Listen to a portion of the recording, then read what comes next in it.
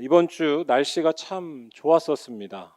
제가 이번 주에 사무실에서 창밖을 보다가 우연히 어떤 한 어머니께서 자기 아기를 안고 있는 모습을 본 적이 있었습니다.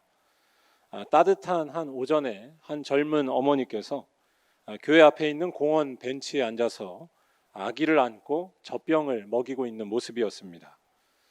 어쩌면 특별할 것이 없어 보이는 그런 모습일 수도 있지만 이 모습이 저에게는 유난히 아름답고 또 거룩한 그런 한 장면으로 비춰졌습니다.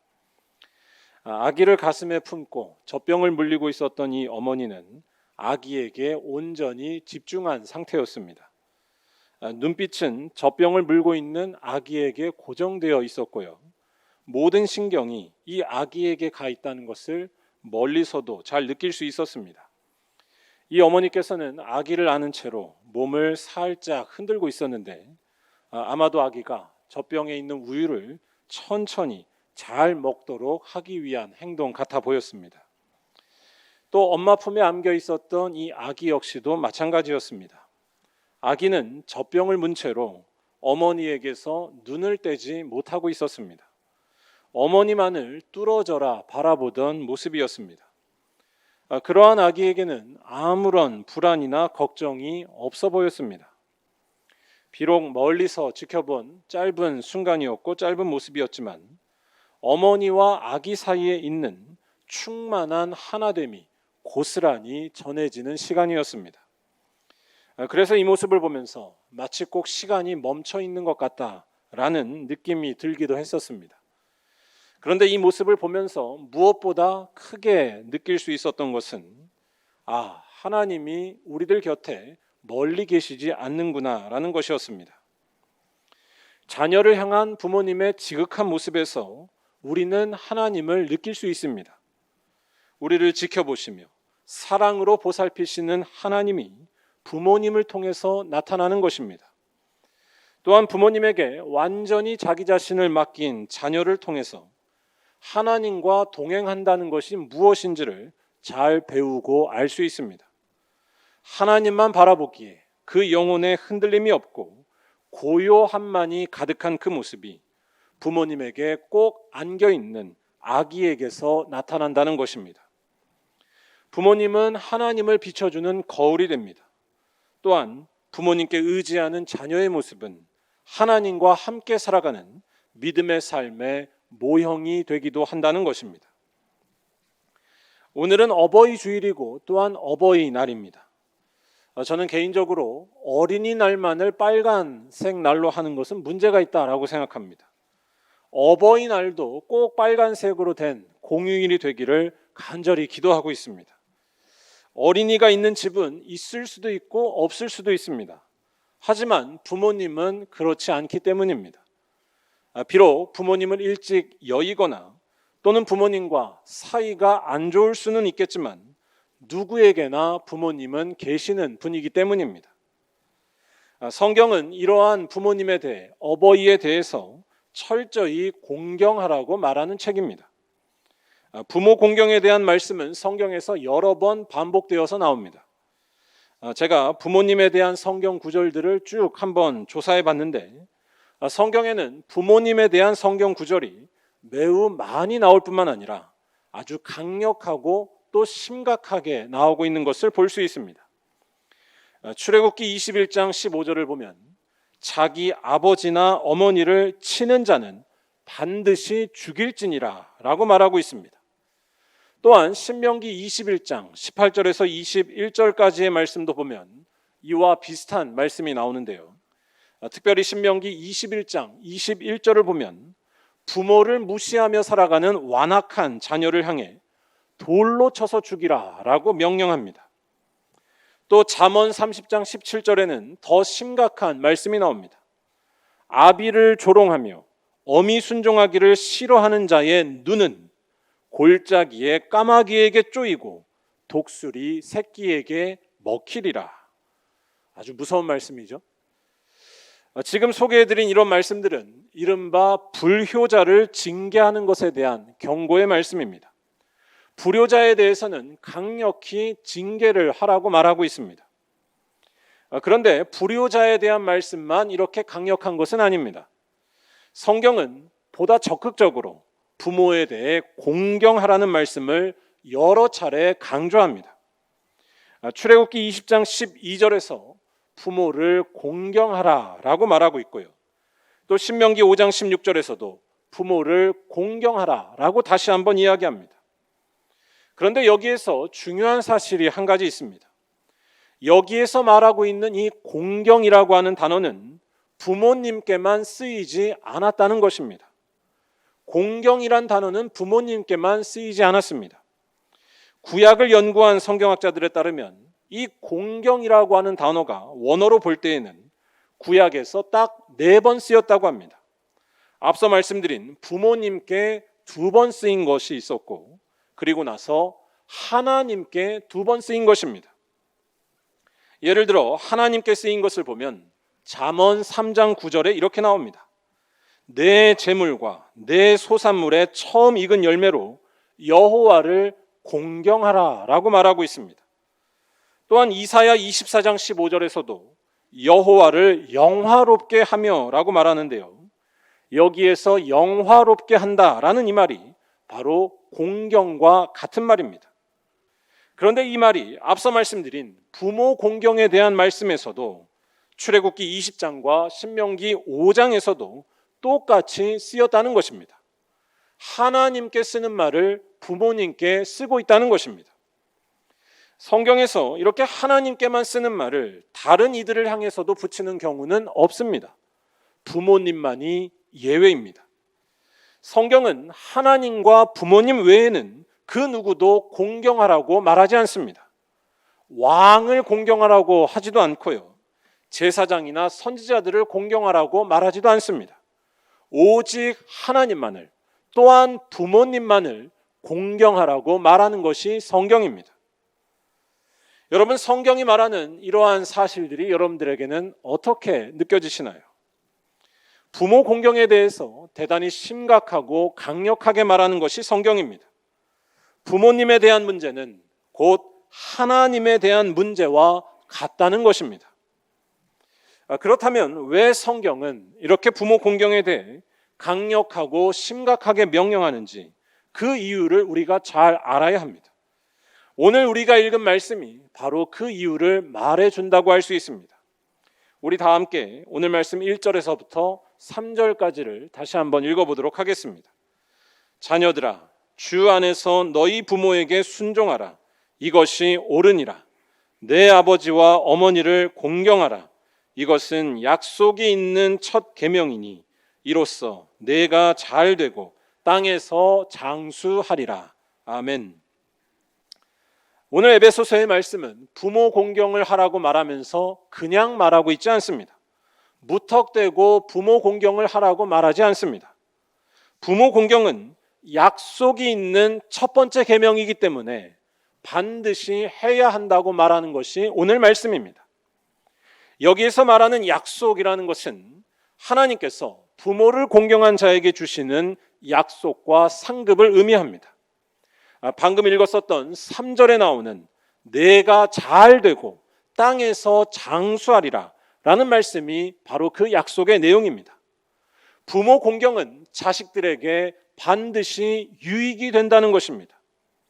더군다나 약속이 있는 첫 번째 계명이다 라고 말하고 있는데 이 첫 번째 계명이라는 사실도 대단히 중요합니다. 이것은 부모를 공경하는 것의 중요성을 다시 한번 말해주는 말씀입니다. 여기에서 첫 번째라는 것은 수많은 율법들 중에서 부모 공경이 첫 번째로 나온다는 순서를 말하는 것이 아닙니다. 가장 우선적으로 중요하다는 차원에서 첫 번째라는 표현을 쓰고 있는 것입니다. 즉 부모를 공경한다는 것은 하나님께서 가장 중히 여기시는 계명이라는 것입니다. 또한 부모를 공경한다는 것은 하나님께서 우선적으로 그 약속을 이루어 주시는 특별한 계명이라는 말씀입니다. 저는 오늘 말씀을 준비하고 또 묵상하면서 문득 한 영화가 생각이 났습니다. 국제시장이라는 영화였습니다. 여러분들 국제시장이라는 영화 다 보셨나요? 아주 좋은 영화이죠. 국제시장은 지나온 세월을 아주 힘겹게 살아오셨던 우리들의 모든 부모님들의 삶을 보여주는 참 좋은 영화입니다.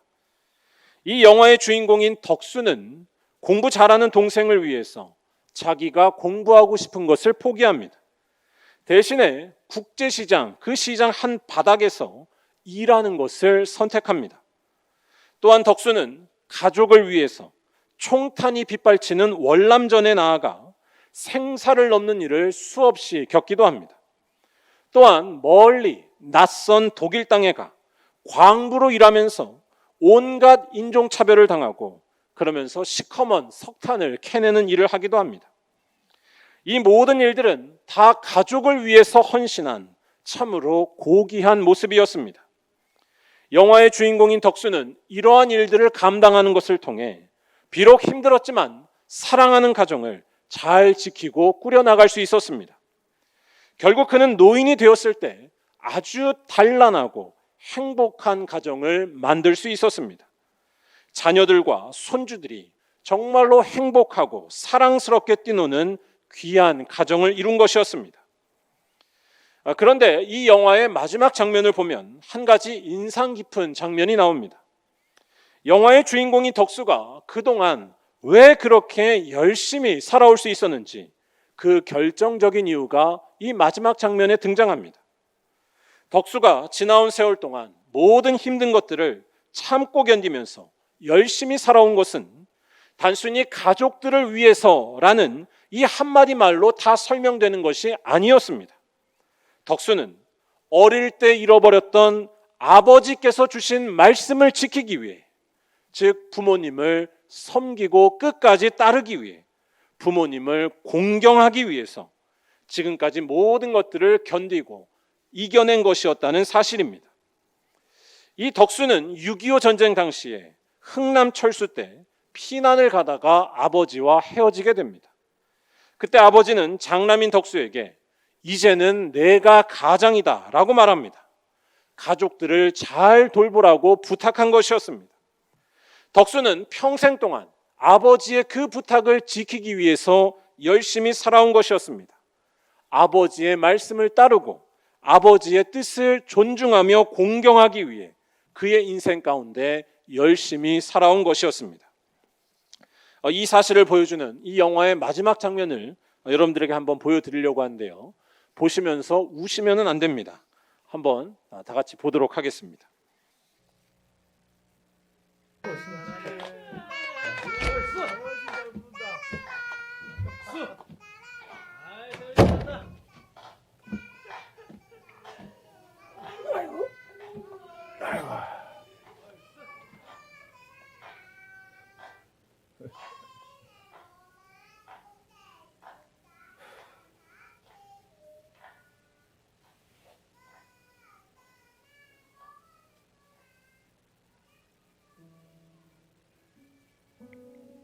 아버지,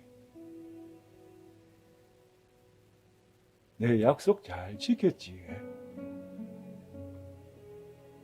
막수이도 찾았고, 이만하면 내 잘 살았지?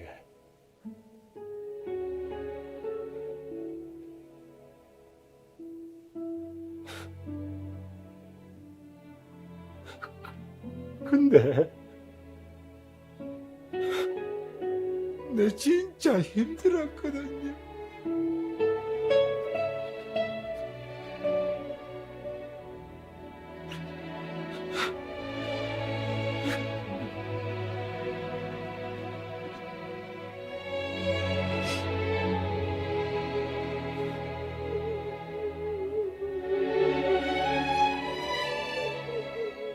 울지 말라고, 덕수야. 아버지.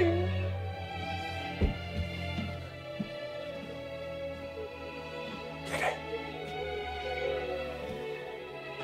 네 얼마나 세게 고생했는지 다 안다. 내가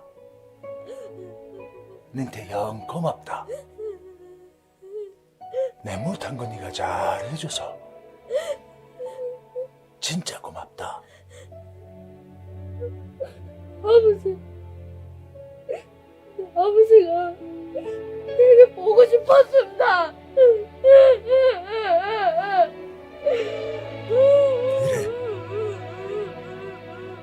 내도 네가 영 보고 싶었다.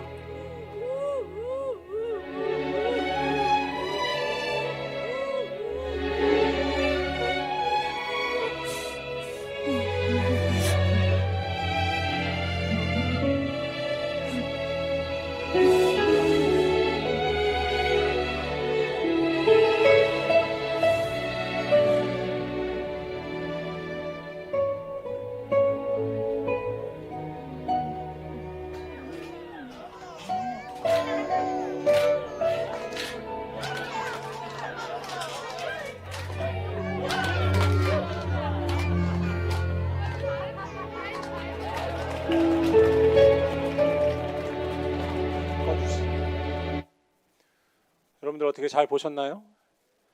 우시지 말라 그랬는데 정확하게 6분이 우신 것을 볼 수 있었습니다. 저는 이 영화가 참 좋은 영화라고 생각하는데 이 마지막 장면이 하이라이트라고 생각합니다. 왼쪽에서 덕수가 울고 있고 또 오른쪽에서는 모든 가족이 모여 있는 그 모습이 같이 나오는 이 장면이 우리들의 마음을 아주 파고드는 것을 느낄 수 있습니다. 또한 방금 보셨던 이 마지막 장면은 오늘 읽은 성경 말씀과 대단히 연결되고요. 또한 성경적이라고 말할 수 있습니다. 비록 어릴 때 헤어져서 보지 못하게 된 부모님일지라도 그 부모님의 뜻을 지키기 위해서 평생을 열심히 살아왔습니다. 즉 부모를 공경했던 것이었습니다. 그리고 그렇게 부모를 공경했을 때 하나님께서 갚아주신 것을 이 영화는 우리들에게 보여주고 있습니다. 내 아버지와 어머니를 공경하라. 이것은 약속이 있는 첫 계명이니 이로써 내가 잘 되고 땅에서 장수하리라. 사랑하는 우리 말리언교회 성도 여러분, 부모 공경은 하나님에 대한 문제와 같다는 것을 잊지 마시기 바랍니다. 하나님께서는 하나님과 부모님만을 공경하라고 말씀하셨습니다. 부모님은 하나님의 파트너가 되신다는 것입니다. 하나님을 대신하여서 여러분들에게 생명을 주셨습니다. 하나님을 대신하여서 여러분들에게 사랑을 보여주셨습니다. 이러한 부모님을 공경하기를 잊지 않고 살아갈 때 하나님께서 여러분들의 가정을 지켜주시고 은혜와 평강으로 인도해 주시겠다는 것이 바로 약속이 있는 첫 번째 계명이라는 것입니다. 부모 공경은 하나님의 약속이 있는 첫 번째 계명이기 때문에 반드시 지켜야 한다는 말씀입니다. 그렇다면 부모 공경이라는 것은 어떻게 해야 되는 것일까요? 우리들이 성경에서 부모 공경에 대한 말씀을 읽을 때마다 꼭 기억해야 할 것 중에 하나가 있습니다.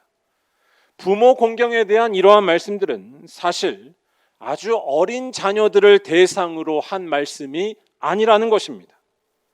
부모 공경에 대한 이 말씀들은 다 어느 정도 자라난 성인 자녀들에게, 특별히 부모님에 대한 봉양과 돌봄의 책임이 있는 세대들을 위해서 주어진 말씀이라는 것입니다. 이러한 사실은 부모 공경에 대한 말씀이 맨 처음 나왔던 십계명을 보면은 잘 알 수 있습니다. 십계명이 나온 출애굽기 20장 17절, 십계명의 끝에 있는 그 말씀들을 보면 이렇게 이야기를 합니다. 내 이웃의 집을 탐내지 말라. 내 이웃의 아내나 그의 남종이나 그의 여종이나 그의 소나 낙이나 물은 내 이웃의 소유를 탐내지 말라라고 이야기합니다. 여러분, 이 말씀이 가리키고 있는 사람들이 누구일까요? 이 말씀이 지금 선포하고 있는 그 대상은 어린아이라고 할 수가 없습니다. 내 이웃의 아내를 탐내지 말라고 했습니다. 이 말은 자기의 이웃이 아내가 있을 정도로 다 자란 성인을 향해서 하고 있는 말입니다. 자기 이웃에게 아내가 있는 사람에게 하고 있는 말입니다. 즉 세상을 충분히 살아온 성인을 향해서 말하는 것입니다. 소나 나귀, 여종과 남종에 대한 것도 다 마찬가지입니다. 그런 것들을 가지고 있는 사람을 자기의 이웃으로 둔 사람이 누구이겠습니까? 적어도 30대 이상, 많게는 50대까지 봐야 하지 않겠냐는 것입니다. 즉 성경은 이러한 세대들을 향해서 부모를 공경하라고 말하고 있던 것입니다. 다시 말해 이제는 자기의 부모님이 힘없는 노인이 되어버린 그런 세대들을 향해서, 그러한 자녀들을 향해서 부모 공경을 명령하고 있던 것입니다. 그런데 이러한 말씀, 이러한 세대들을 향해 부모님들을 잘 돌봐야 한다라고 말하고 있는 것은 거꾸로 말해 이렇게 잘 되지 않고 있다라는 것을 알려주기도 합니다. 지금 이야기하고 있는 이러한 세대들이 부모님들에 대해 잘 돌보지 않기도 한다라는 것입니다. 최근 몇 년간 우리 사회에서 나온 통계를 보면 노인분들이 학대를 당하는 것에 대한 통계가 참 많이 나오고 있습니다. 그런데 여러분, 노인분들이 학대를 당할 때 가장 많이 학대를 당하는 경우가 누구에 의해서인지 아십니까? 가장 많이 학대를 당하는 경우는 놀랍게도 아들에 의해서라고 합니다. 지난 2020년 발표한 자료에 따르면 아들이 노인 학대를 일으킨 가해자인 경우는 34.2%였다고 합니다. 별로 놀라지도 않으시네요. 34.2%가 아들이 가해자인 경우였습니다. 그 다음은 배우자였습니다. 31.7%. 그리고 나서 딸이 8.8%. 마지막으로 며느리였습니다. 며느리는 1.8%의 순이었다고 합니다. 확실히 딸이 좋은 것 같습니다. 이러한 일이 왜 벌어지는지 이해하는 것은 크게 어렵지 않습니다. 이러한 일이 왜 벌어지는지 잘 생각해 보면 우리는 잘 알 수 있습니다. 이제는 힘이 없어지고 또 노쇠해진 이 부모님에 대해 세상 기준을 따라서 판단하는 것입니다. 가치가 없어졌다고 보고 소홀히 여기는 것입니다. 한마디로 모든 것들을 생산성과 효율에 의해서만 판단하는 세속적인 가치를 갖고서 부모님도 대하고 있다는 것입니다. 모든 것들을 경제적인 능력으로만 판단하는 것이 우리가 살고 있는 오늘날 세상입니다. 쓸모가 있어야만 소중하다는 논리가 이 세상을 지배하고 있으며 어느 순간 부모 자식 사이에도 들어와 버리고 말았습니다. 그래서 요새 부모님들께서 많이 하시는 아주 슬픈 말씀 중에 이런 말이 있습니다. 나이 들어도 돈이 있어야 돼. 나이 들어도 돈이 있어야 돼. 이 말의 의미와 또 이 말이 왜 나왔는지 그러한 사실을 아는 것은 어렵지 않습니다. 돈이 없으면 무시당한다는 것입니다. 돈이 있어야 소중하게 여김을 받는 이 세상의 풍조가 부모 자식 관계에도 불문율이 되어버린 아주 슬픈 현실을 우리가 살고 있습니다. 다시 말해 성경이 부모를 향해서 공경하라고 말하는 것, 특별히 이제 나이가 들어서 아무 경제활동을 할 수가 없고 점점 약해져만 가는 부모님에 대해 잘 모시고 공경하라고 명령하는 것은 이 세상의 논리를 거부하며 살라는 것과 같은 말인 것입니다. 경제적인 능력으로 부모님을 판단하지 말라는 것입니다. 육체의 강건함을 가지고서 부모님의 존귀함을 평가하지 말라는 것입니다. 효율성과 생산성을 가지고서 부모님을 대하지 말라는 것입니다.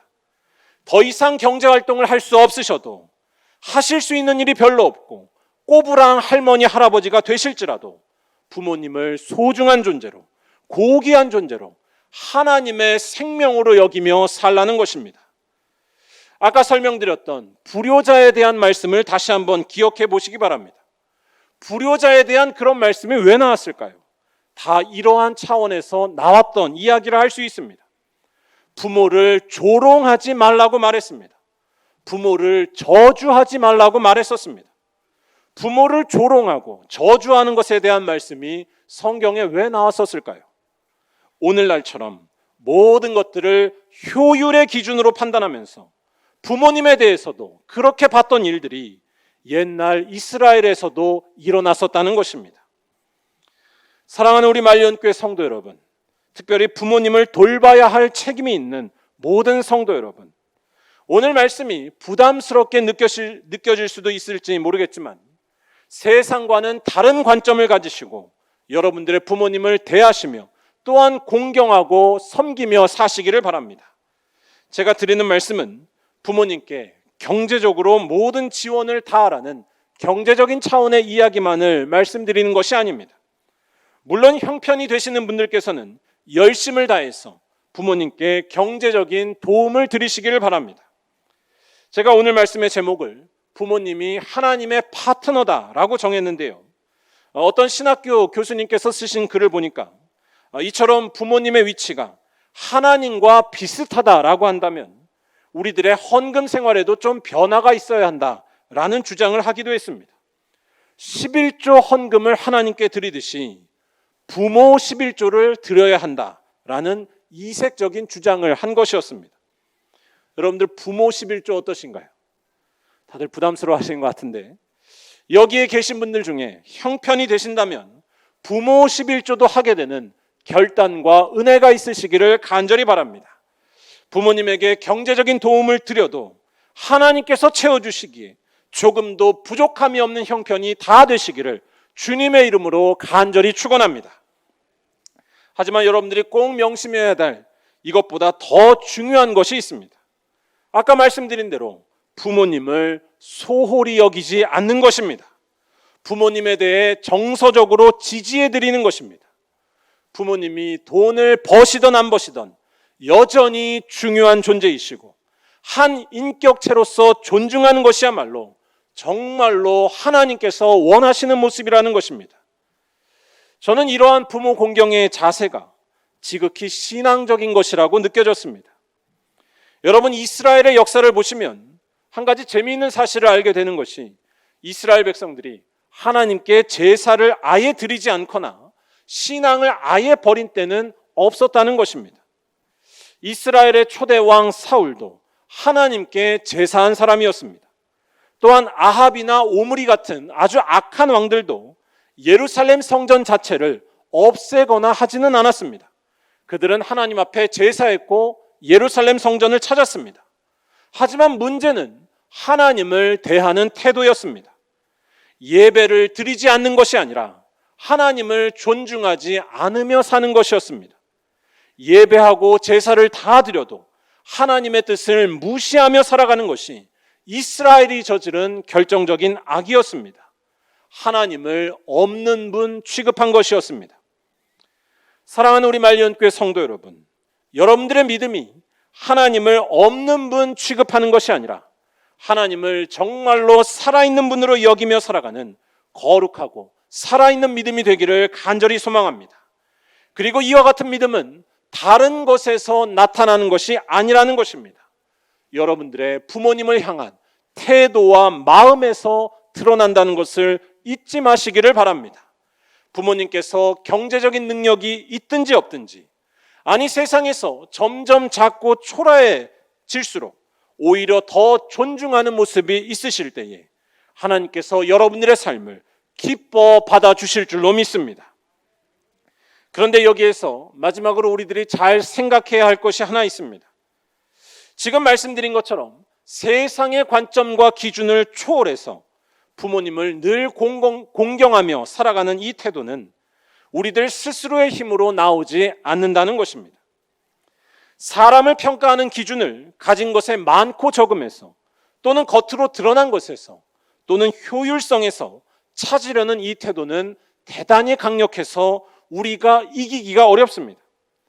특별히 우리들의 삶이 힘겨울수록, 당장 먹고 사는 문제 때문에 힘들고 바쁠수록 더욱더 이러한 태도에서 벗어나기란 쉽지 않습니다. 당장 내가 먹고 살아야 하니까 그 문제만 커 보일 수밖에 없습니다. 이러한 상황 속에서 병들고 힘없는, 아무런 도움이 되지 않는 것 같은 부모님이 과연 눈에 잘 들어올 수 있을까요? 그렇기 때문에 우리들이 정말로 부모님을 조건에 상관없이 사랑하고 존중하기 위해서는 꼭 필요한 것이 한 가지 있습니다. 그것은 바로 예수님을 만나는 것입니다. 예수님이 없이는 우리들은 우리들의 부모님을 온전히 섬길 수 없고 온전히 존중할 수 없고 온전히 공경할 수가 없다는 것입니다. 예수님이 계실 때에만 사람을 조건과 재물로만 판단하는 이 세상의 가치관에서 벗어날 수 있기 때문입니다. 이것이 신앙적으로 말하자면 죄에서 해방되는 것입니다. 마귀 사탄은 사람의 생명과 가치가 하나님께 있는 것이 아니라 이 세상이 정해놓은 기준들에 있다고 말하면서 우리들을 유혹합니다. 그런데 이러한 마귀 사탄을 이기신 분이 바로 예수님이라는 것입니다. 마귀 사탄이 던지는 죄의 유혹에서 벗어나시고 승리하신 분은 오직 예수님밖에 없다는 것입니다. 다시 말해 우리들의 삶 가운데 이 예수님이 계실 때에만 우리들은 부모님을 끝까지 소홀히 여기지 않게 되는 줄로 믿습니다. 예수님을 나의 주님으로 모신 사람만이 부모님을 향해 진심으로 효도할 수 있으며 진심으로 공경하게 된다는 말씀입니다. 그래서 오늘 읽은 말씀 1절에서도 부모에게 순종하라고 권면하면서 그 앞에 단서를 하나 붙여놓고 있습니다. 주 안에서 부모에게 순종하라는 것입니다. 부모님께서 경제적인 능력이 있든지 없든지 나에게 생명을 주신 하나님의 대리자이시고 나에게 사랑을 알려주신 하나님의 파트너가 되신다는 것, 이것은 오직 주 안에서만 믿을 수 있으며 주 안에서만 끝까지 섬길 수 있다는 것입니다. 사랑하는 우리 말리언교회 성도 여러분, 예수 열심히 믿어서 부모를 공경하라는 하나님의 이 말씀을 온전히 성취해 나가시는 거룩한 인생길이 되시기를 간절히 바랍니다. 부모님이 가진 것이 적어도 소홀히 하지 마시고 덜 중요한 사람처럼 취급하는 그러한 일을 하지 마시기를 바랍니다. 부모님의 존재를 인정하시고 부모님의 삶을 존중하는 태도를 오직 예수 안에서 만들어 가시기를 바랍니다. 그것이 진정으로 예수를 믿는 사람의 모습입니다. 여러분들 부모님에게 맛있는 것 먹으러 갈 때 여쭤보시는 은혜가 충만하시기를 간절히 바랍니다. 맛있는 것 먹으러 가실 때 절대로 한 번만 여쭤보시면 안 됩니다. 적어도 3번은 여쭤보셔야 됩니다. 그래야지만 본인도 진심으로 하는 것이 되는지 알 수 있기 때문이고요. 또한 부모님께서도 자식의 마음이 진심이라는 것을 알고서 정말로 기뻐하실 수 있기 때문입니다. 맛있는 것보다 더 값진 것은 부모님을 존중하고 공경하며 살아가는 그 마음 자체라는 것입니다. 그러한 마음을 가지고 주 안에서 부모를 공경하실 때 하나님께서 여러분들의 삶 가운데 장수의 축복을 주시고 빛과 소망이 끊이지 않게 하실 줄로 믿습니다. 부모 공경은 약속이 있는 첫 계명이라고 말씀하셨습니다. 하나님께서 반드시 부모 공경하는 자의 삶을 지키시고 붙들어 주실 줄로 믿습니다. 바라기는 이러한 믿음과 사랑으로 더욱더 부모님을 공경하시고 하나님의 은혜가 충만한 삶을 살아가시는 모든 말리언교회 성도들이 다 되시기를 주님의 이름으로 간절히 축원합니다.